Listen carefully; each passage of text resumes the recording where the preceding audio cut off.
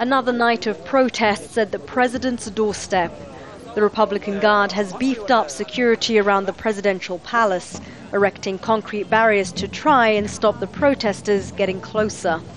All this as the military issued its first political statement since the crisis began 2 weeks ago. It said, dialogue is the best and only way to consensus in the interests of the nation and its citizens. Otherwise, we will be driven into a dark tunnel of disastrous consequences, which will not be allowed. The so-called National Dialogue meeting happened right here at the palace. The president attended the first 30 minutes of the meeting and then he handed over to his deputy.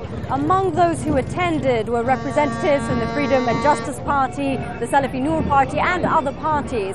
But none of the key opposition players were present at this meeting.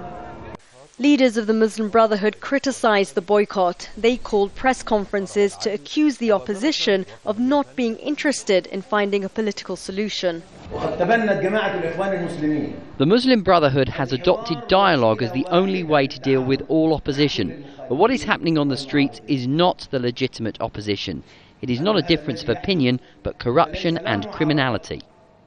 According to one analyst, the Brotherhood's tone is getting increasingly defensive. The Muslim Brothers believe really that there is a conspiracy against them, although it is very difficult for them to provide any evidence that there is such a conspiracy. But this is, a basic feature of how they approach these things. Opposition leaders say they're ready to talk, but insist the president must delay next week's referendum if he's serious about his willingness to amend the constitution. As the deadlock continues, Egypt's political future is looking more and more uncertain. Sherine, Tadros, Al Jazeera, Cairo.